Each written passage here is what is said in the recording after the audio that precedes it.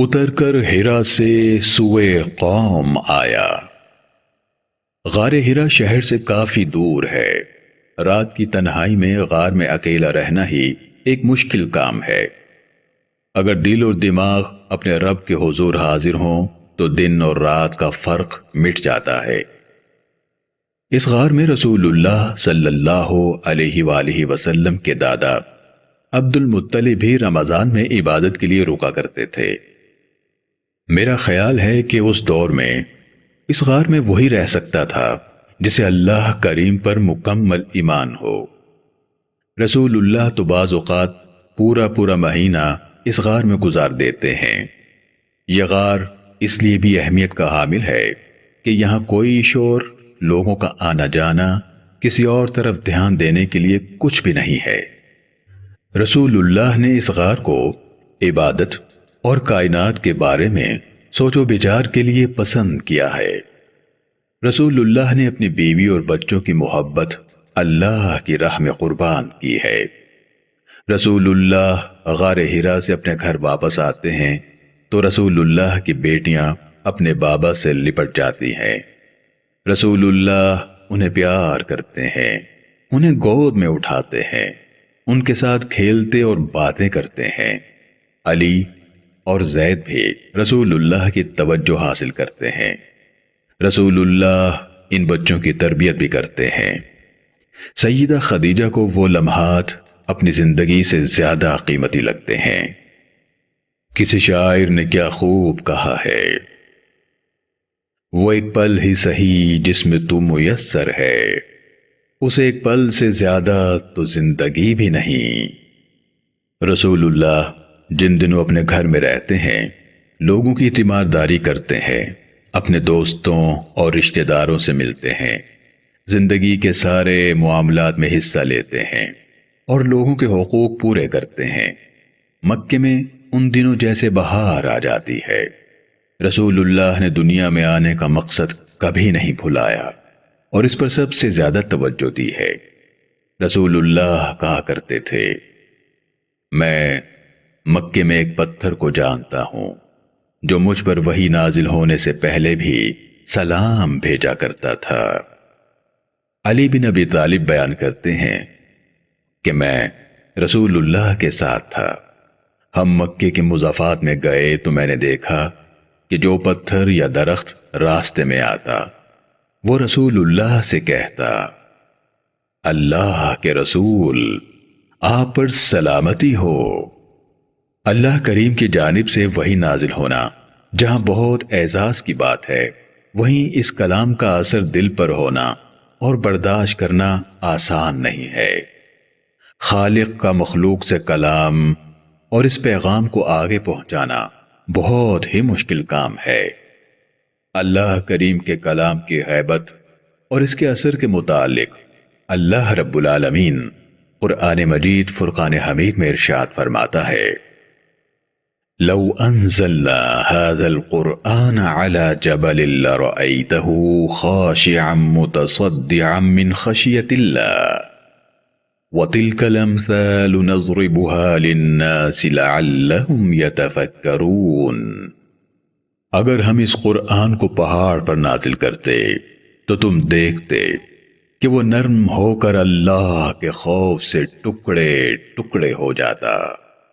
ہم لوگوں کے سامنے یہ مثالیں بیان کرتے ہیں تاکہ وہ غور و فکر کریں۔ وہی نازل ہونے کی صورت میں رسول اللہ ساکت ہو جاتے ہیں، کبھی کبھی سر یوں ہلاتے ہیں جیسے کچھ سمجھنے کی کوشش کر رہے ہوں۔ اس دوران رسول اللہ کا چہرہ پسینے سے شرابور ہو جاتا ہے۔ پسینے کے قطرے چہرے پر موتیوں کی طرح نظر آتے ہیں۔ ایک دن رسول اللہ منبر پر کھڑے تھے کہ وحی نازل ہونا شروع ہو گئی۔ جب تک وحی نازل ہوتی رہی رسول اللہ ساکت کھڑے رہے۔ ایک دن رسول اللہ کھانا کھا رہے تھے، آپ کے ہاتھ میں ہڈی والی گوشت کی بوٹی تھی کہ وحی نازل ہونا شروع ہو گئی۔ جب تک وحی مکمل نہ ہو گئی گوشت کا وہ ٹکڑا رسول اللہ کے ہاتھ ہی میں رہا۔ کبھی کبھار وحی نازل ہونے کے دوران رسول اللہ کا چہرہ مبارک سرخ ہو جاتا ہے۔ اگر ممکن ہو تو رسول اللہ وحی کے نزول کے دوران لیٹ جاتے ہیں۔ اللہ رب العالمین قرآن مجید فرقان حمید میں ارشاد فرماتا ہے وَمَا كَانَ لِبَشَرٍ أَن يُكَلِّمَهُ اللَّهُ إِلَّا وَحْيًا أَوْ مِن وَرَاءِ حِجَابٍ أَوْ يُرْسِلَ رَسُولًا فَيُوحِيَ بِإِذْنِهِ مَا يَشَاءُ إِنَّهُ عَلِيٌّ حَكِيمٌ۔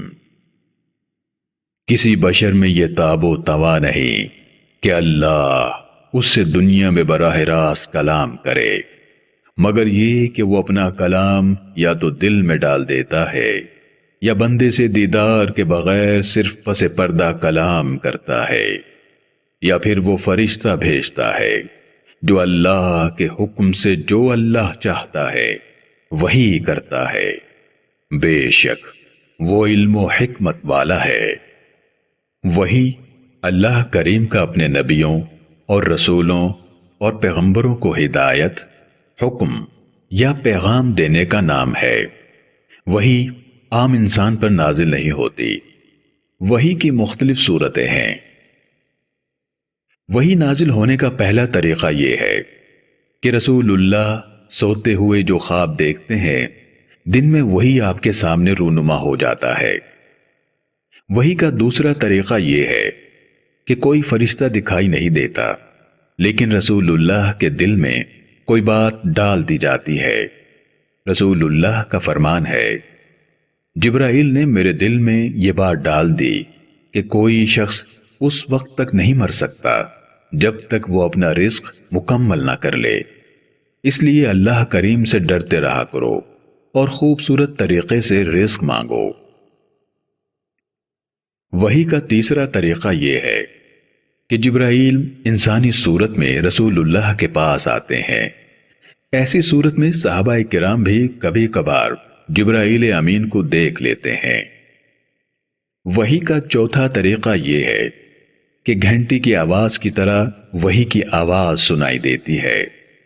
کبھی کبھار ایسی آواز سنائی دیتی ہے جیسے شہد کی مکھی کے بھنبھنانے کی آواز ہو۔ وحی کا یہ طریقہ رسول اللہ کے لیے بہت مشکل ہے۔ سخت سردی کے موسم میں بھی رسول اللہ کی پیشانی پر پسینہ آ جاتا ہے۔ اگر رسول اللہ اونٹنی پر سوار ہوں تو اونٹنی بھی یہ بوجھ برداشت نہ کر پاتی اور گھٹنوں کے بل بیٹھ جاتی ہے۔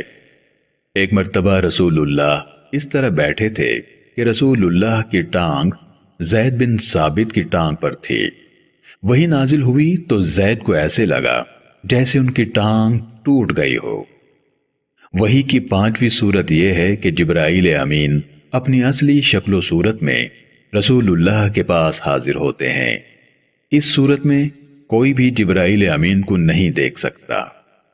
وحی کا چھٹا طریقہ یہ ہے کہ اللہ کریم اپنا پیغام یا حکم براہ راست رسول اللہ کو پہنچاتا ہے، جیسے شب معراج نماز کی فرضیت کا حکم ہوا۔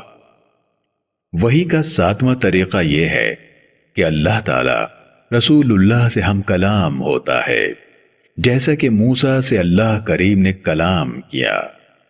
اللہ کریم نے شب معراج رسول اللہ سے براہ راست کلام فرمایا۔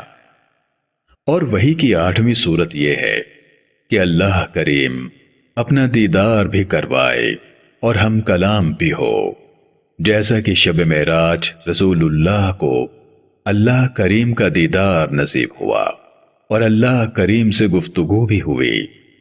بعض تاریخ دانوں کے مطابق رسول اللہ نے شب معراج اللہ کریم کا دیدار نہیں کیا۔